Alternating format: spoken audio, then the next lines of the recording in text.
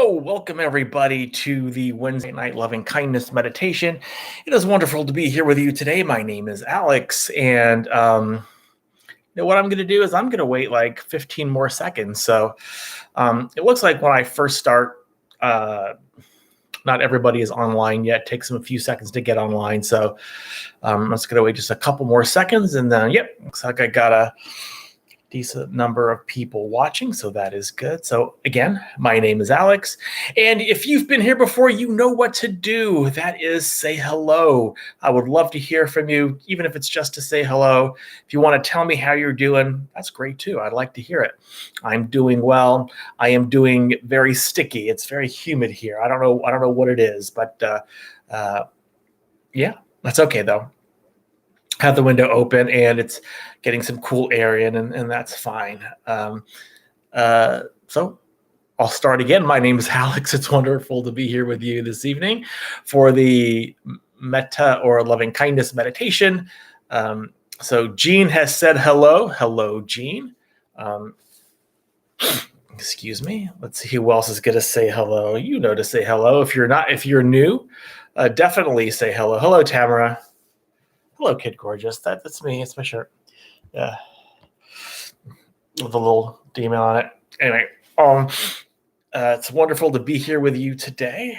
And like it is every time I do this, we are just 1 week closer to the temple being back open. I still don't know when that is, but that's okay. Jeff will let us know when he lets us know. But I am actually looking forward to it a great deal. Kind of gets me out of the house. I've kind of gotten into a place where, like I said, I work from home, and the only time I really leave home is in the morning, when I get coffee. And so usually I just get my coffee. I take a little drive. I kind of take my time on the way back. But then I just come home and just start working away. And then usually I'm here the rest of the time. I'm bored with that, But anyway, I do like doing this. This is a great deal of fun for me. So I hope you're doing all right too. It doesn't look like we have anybody new. Is there anybody new? Anybody new? There's a little chat box there, and you can just type the word hello, and then I'll see who you are, and I'll say hello back to you. If you want to tell me where you're from, I'd love to know where you're from as well. Okay.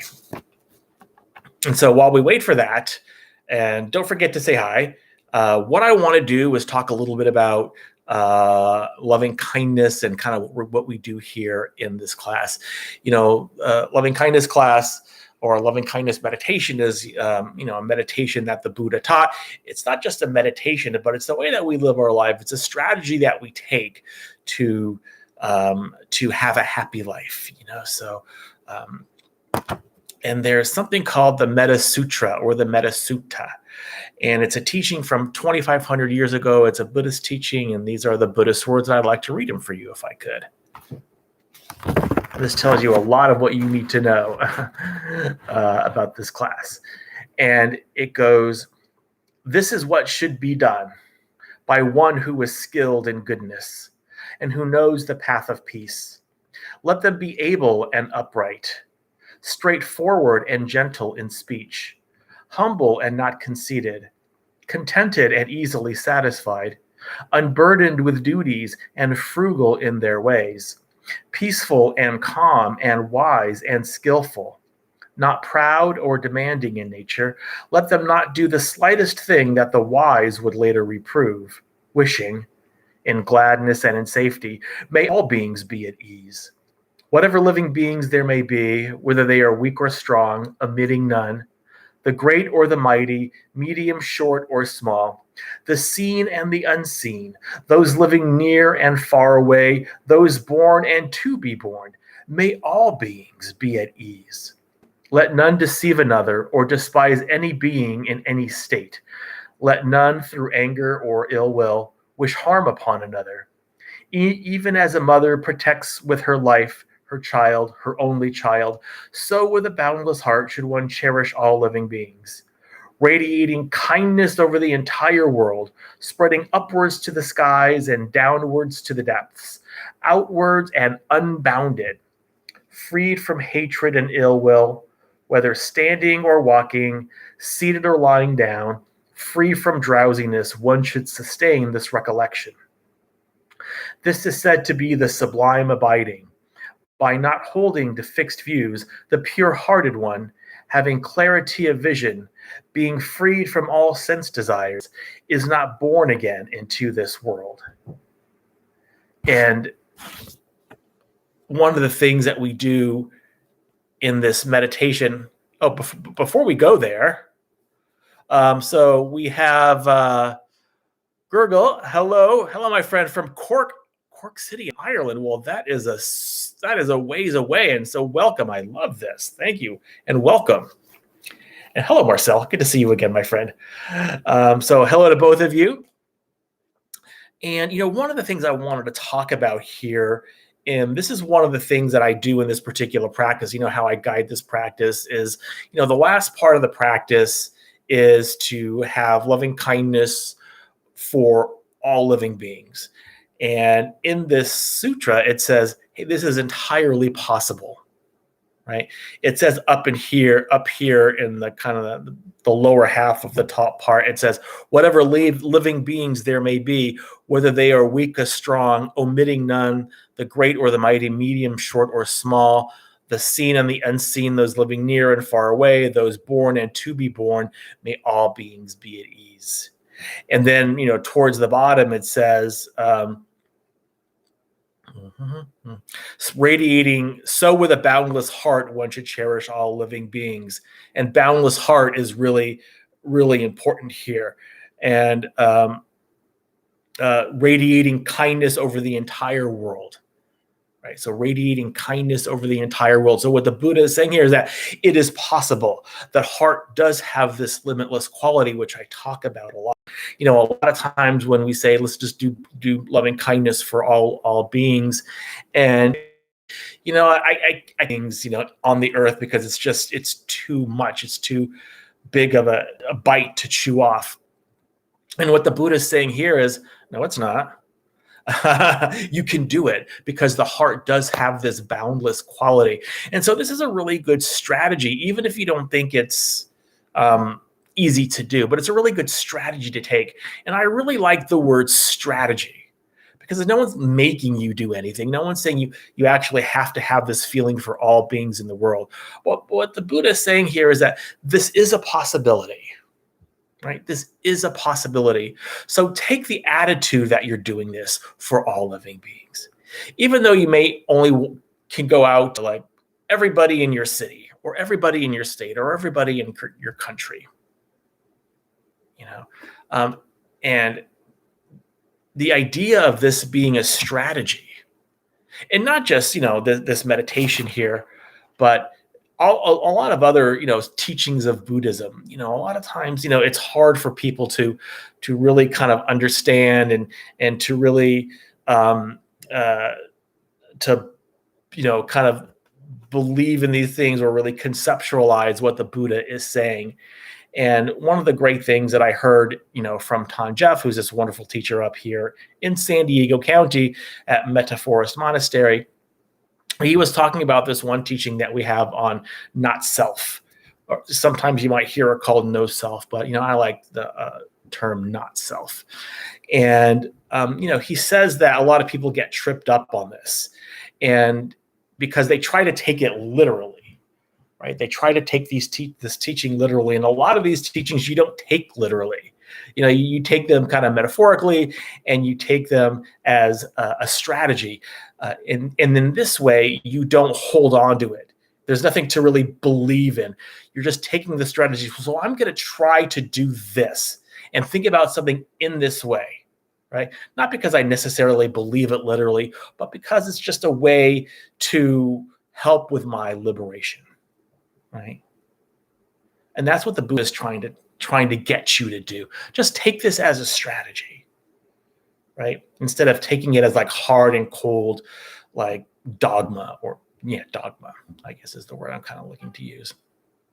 So that's a way to think about it. So when I'm going to lead this meditation, I'm going to guide it.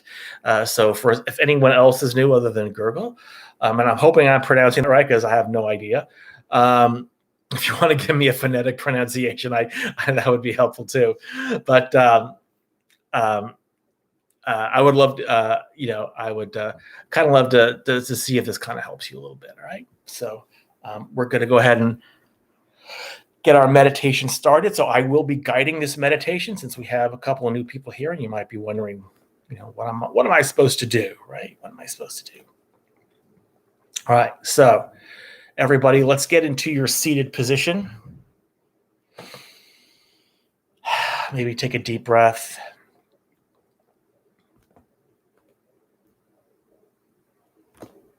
Maybe set an intention for this meditation if you want to. It's my striker.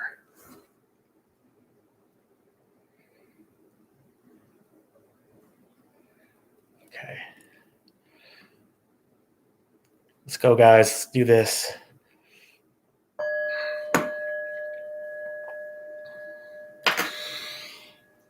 So just allow your eyes to close. And making sure you have that seated position that's nice and comfortable for you and sustainable so you're not likely to move around too much. And when we sit like a Buddha. And you can even imagine yourselves as a Buddha sitting underneath your own tree of enlightenment. For the historical Buddha, it was the Bodhi tree. But for every other Buddha, they have their own tree of enlightenment. So you can choose your own tree of enlightenment, like a pine tree or an oak tree or anything that you want. You can imagine yourself sitting there upright and dignified and ready for the day's abiding, and ready for this practice of metta, of loving kindness, unconditional friendliness, and goodwill. So again, taking a deep breath all the way in and all the way out. Not forcing the breath, letting the breath be quite easy and quite natural at first.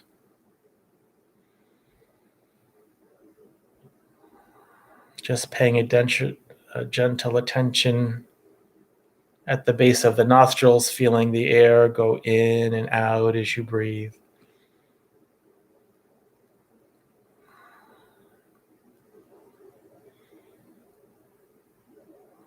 Letting all the cares of the world go. Sitting upright, ardent, alert.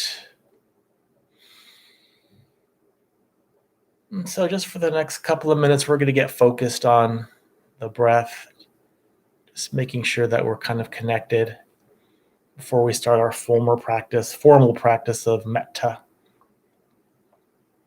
So just for the next few moments, just rest as gently as you can in the sensations of the breath.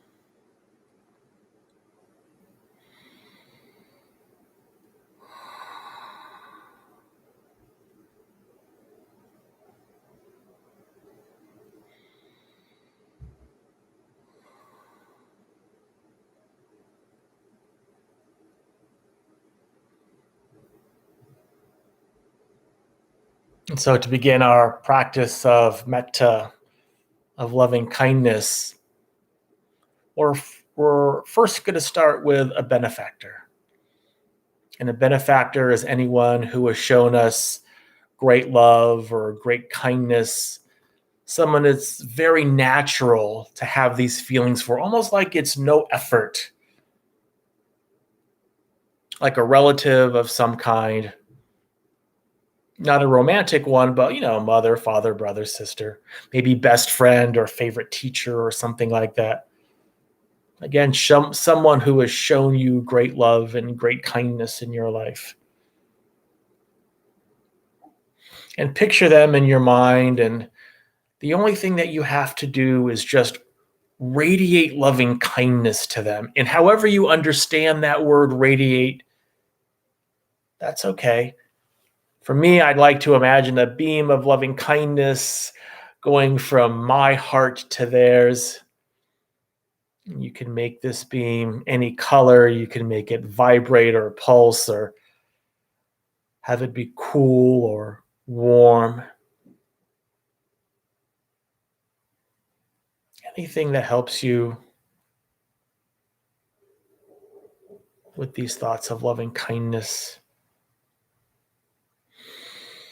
Wishing them happiness.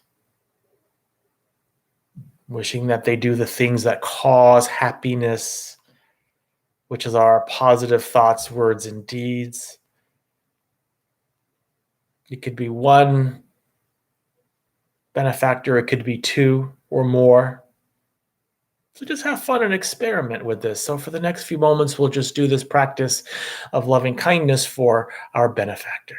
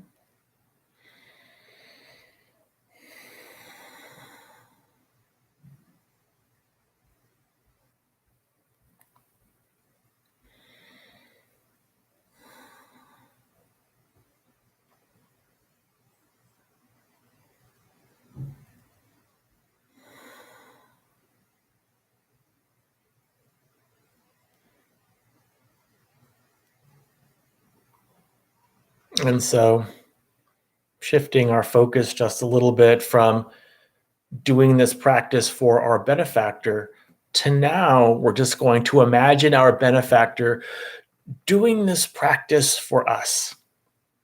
And you can still picture them in your mind's eye. And you can imagine your benefactor, again, radiating loving kindness to you, and however you understand that word radiate. And they're radiating that loving kindness to you. And the only thing that you have to do is receive. Receive all of their well wishes, all of their good intentions, all of their loving kindness.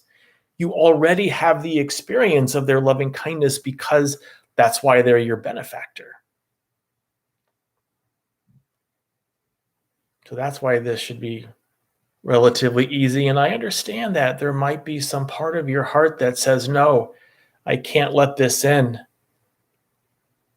Maybe there's some tension or tightness. That's okay. Can you then put your hand over your heart? Maybe breathe into that tension, giving it some space, giving it a little room to run about. Maybe smile. Smiling always helps. And just let as much of that loving kindness into your own heart as possible.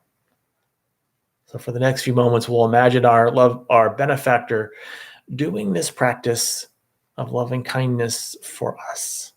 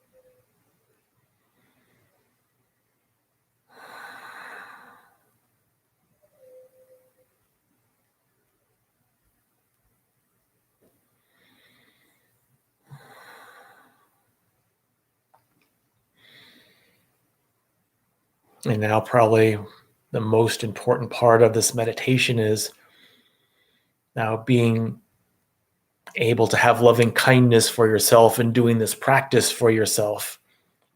And so, before we do that, just think about your own wish to be happy, your own wish to be healthy, free from danger, free from harm, to feel grounded and at one with the world and the people in the world. It's okay to think that.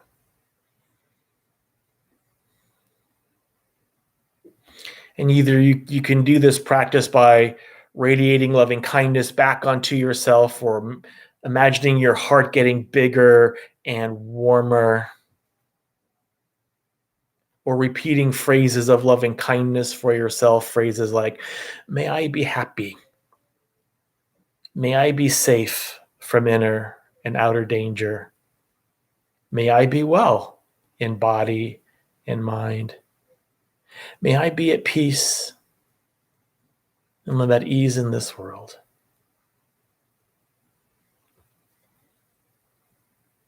You can choose one or more of any of those phrases. That's fine.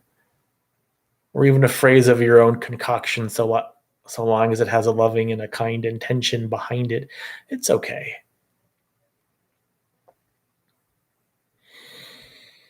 See what's going to work best and just go with that. You can still put your hand over your heart if you want. You can still smile if you want, instead of being so grim and gruff. It's okay. You can smile while you do this practice.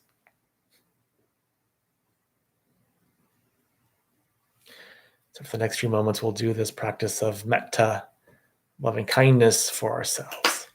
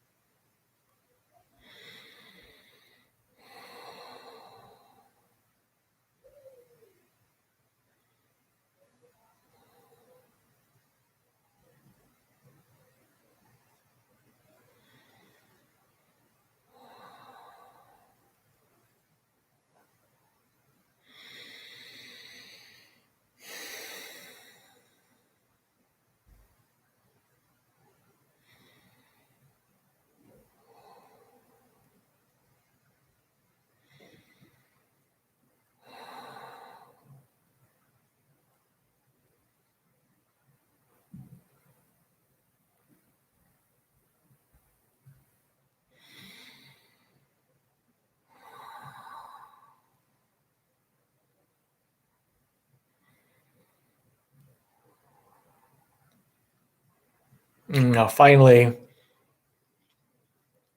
we can again explore this limitless quality of the heart by doing this practice for all beings in all directions, whatever beings there may be. Explore this limitless quality. Take the strategy that you can have loving kindness for all the creatures of the world, all the people of the world, no matter where they are, all beings in all directions.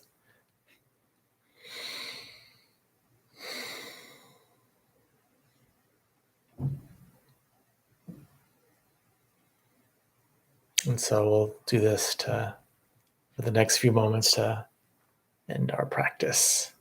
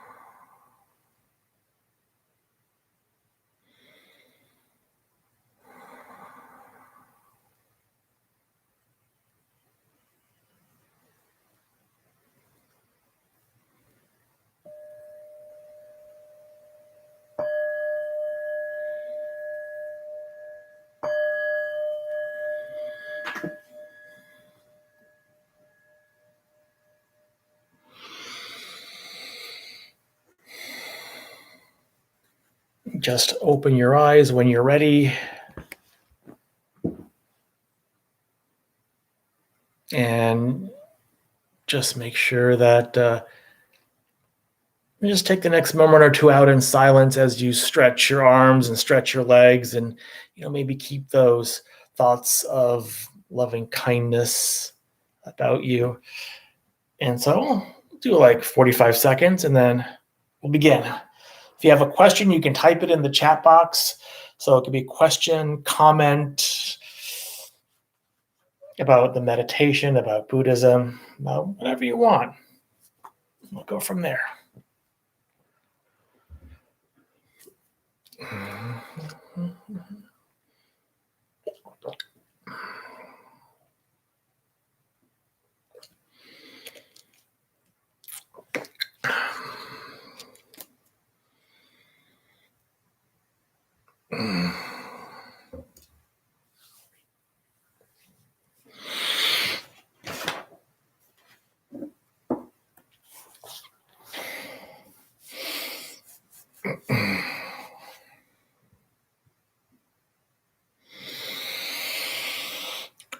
Okay.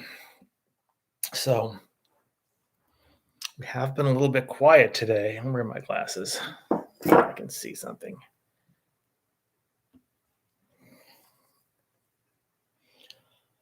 So it'll be a question about Buddhism, about the instructions, about. I also, I'm always interested to know what your experience of meditation is. I always like doing that. I always like to know. It helps keep me informed. It helps me engage with you. You know how much I love engagement. So anything that you'd like to say is super awesome. Or if you'd just like to say hello, because there seem to be more people than said hello. I would love that.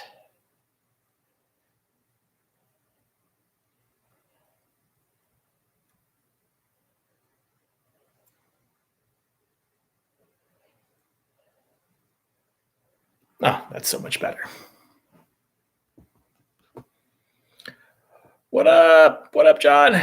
Good to see you, my friend.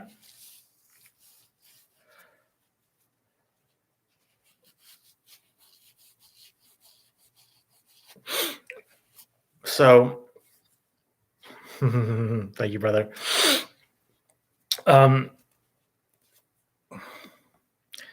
And still no word on, unless Jeff posted something today about opening up the temple. It's January 30th. It's so we're starting July 1st tomorrow.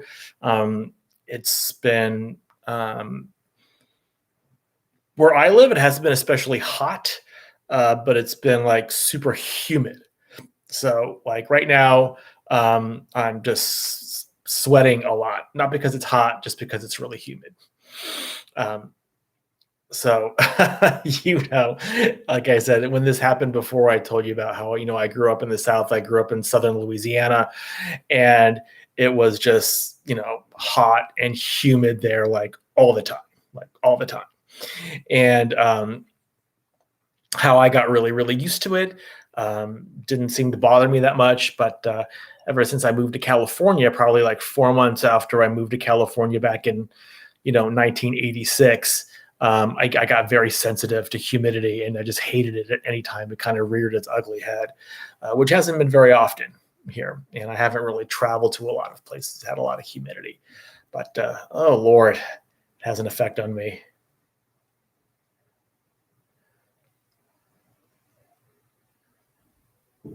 So John says I don't know what shikantaza is sometimes. I just sweat even in the winter, so I can relate somewhat. Yeah, I hear you. Normally, at night, I'm just a heater anyway, generally generating a lot of body heat. So that's okay. I have a fan. It's all good. It always makes me wonder about, those monks in Thailand who have to kind of get used to it all the time. It gets super hot and incredibly humid in Thailand, and there's tons of monks there. Fortunately, they wear their robes that are not very heavy, and they usually have a shoulder uncovered and all that kind of stuff. And air conditioning from the bottom. So I know maybe that helps. I don't really know. Yeah. All right, folks, anything you want to say? Any questions? Right on, John. It is just about the definition of human at times.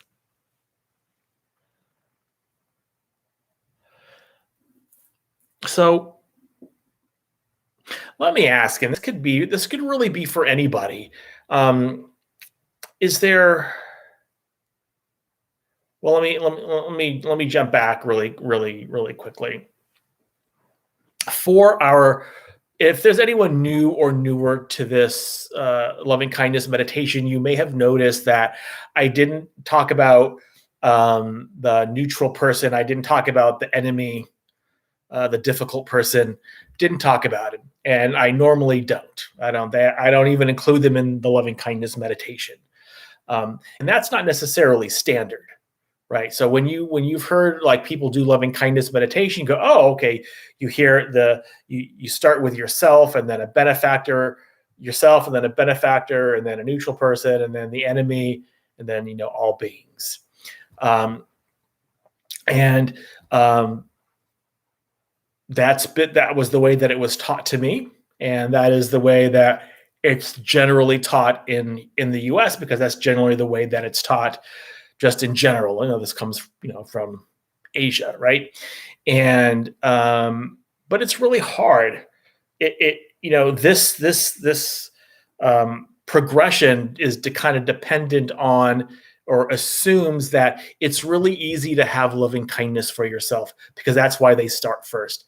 They assume that that's really easy, right? And in Asia, in the countries in Asia, especially in the Buddhist countries, it probably is really easy. And it's very natural to start there, to have loving kindness for yourself.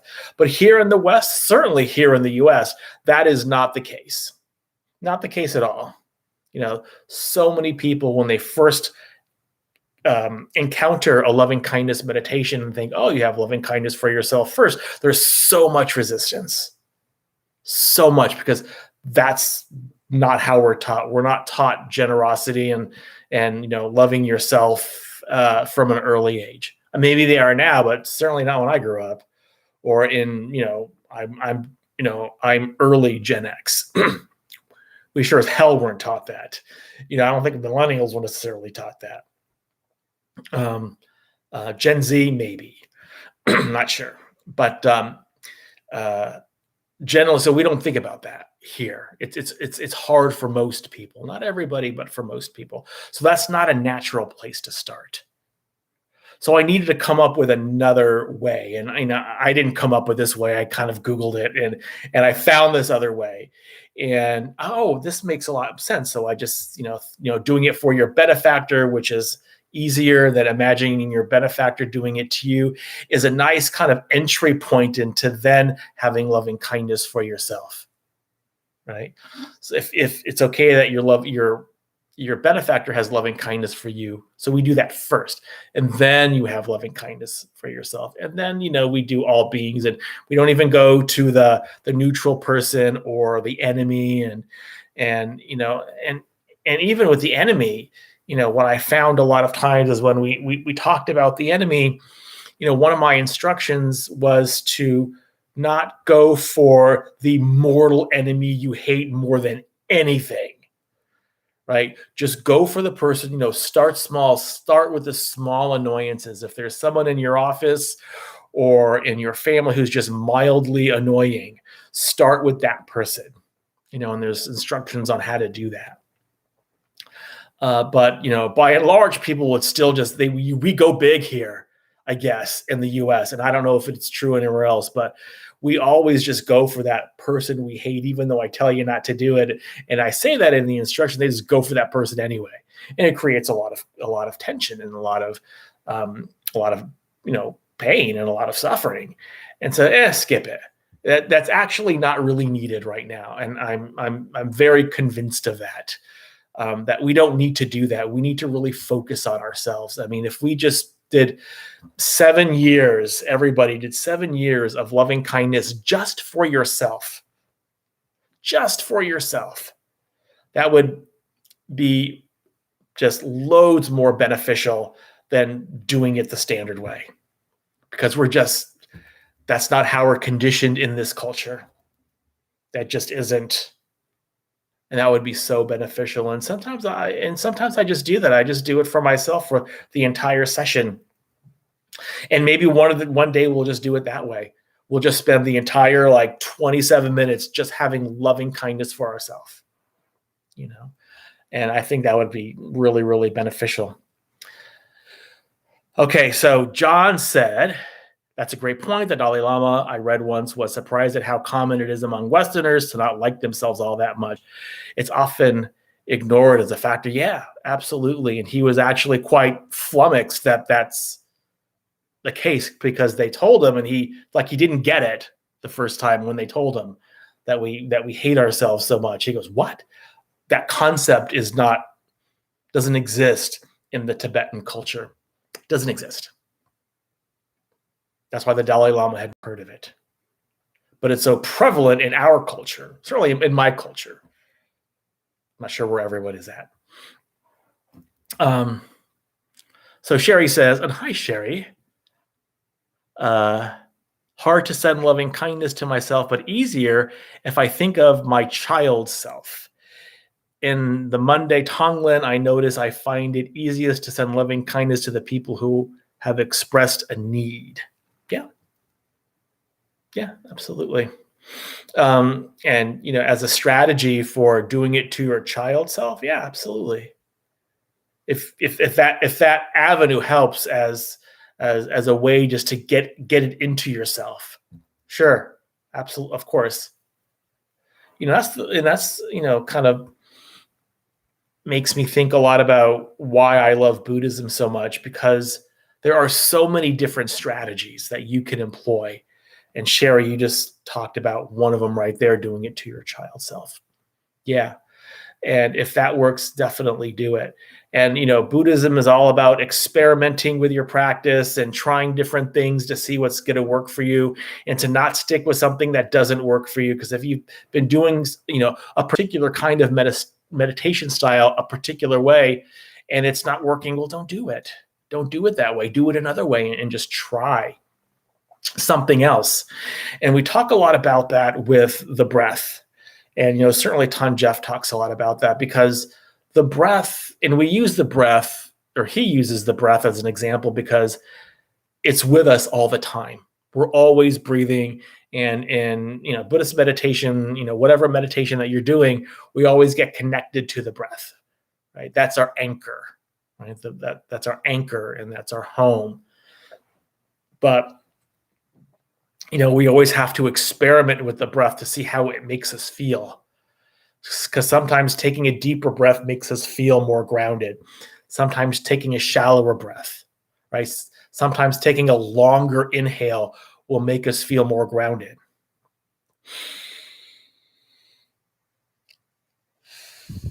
Maybe breathing out more mindfully and more slowly will make us feel more grounded. And so we're asked to always test different things and experiment, because this is a great experiment, right? We're always experimenting with different parts of our practice, and we're asked to do that a lot, right? Because everybody is different.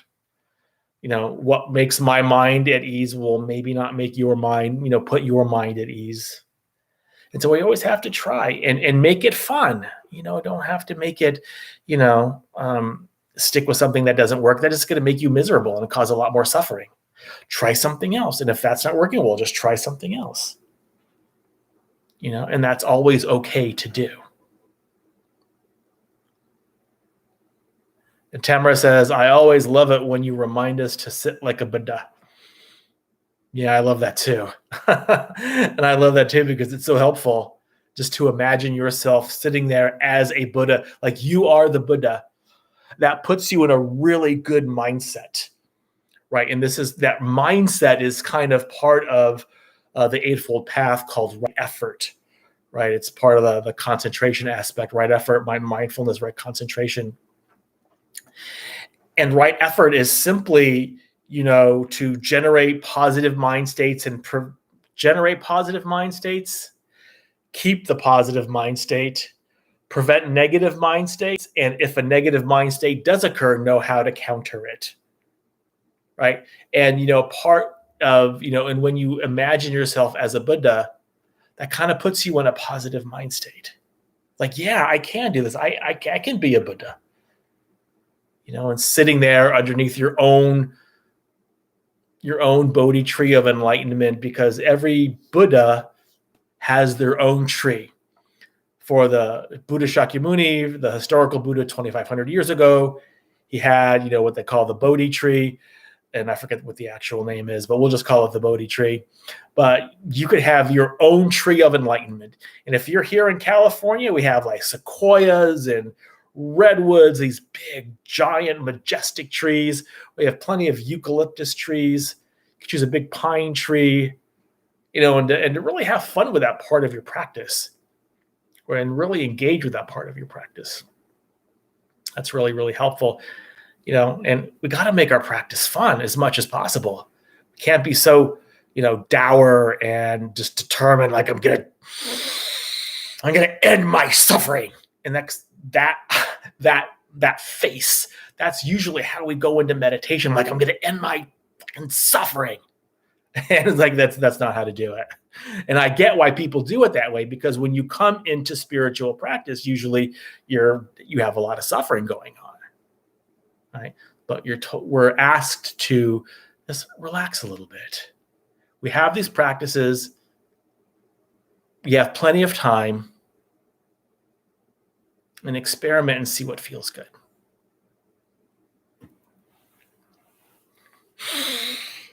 All right, so we've got a couple minutes. There's like 3 people, or at least 2 people I've never heard from before. So thank you. Thank you for coming. It's wonderful to have you.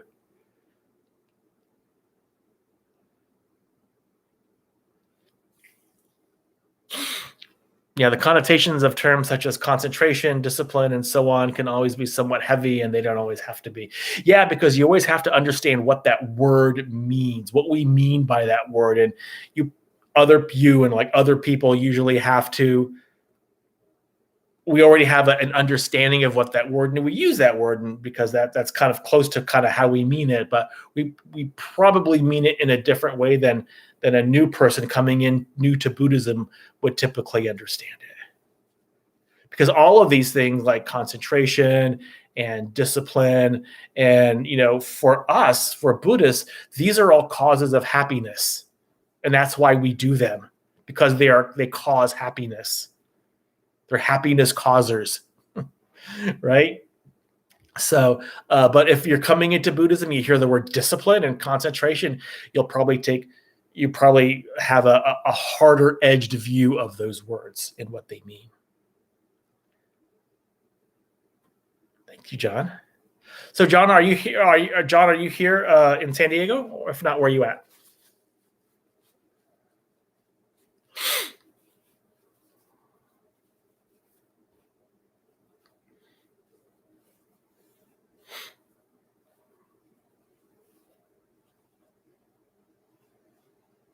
Or are you in Ireland with Gurgle?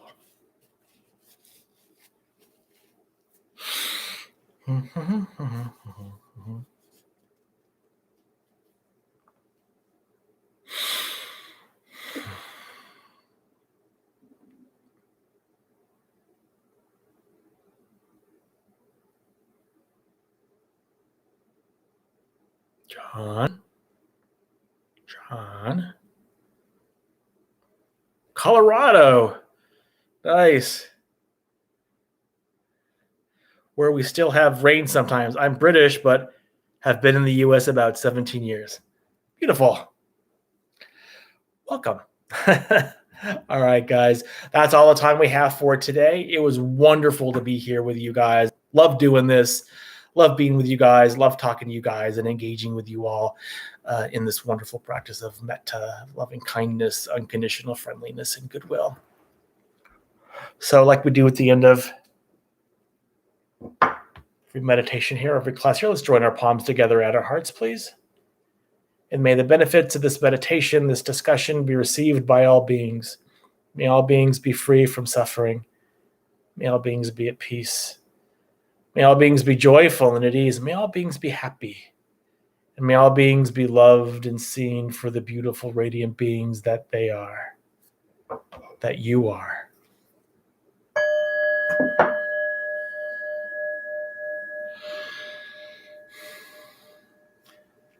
Thank you for coming, all.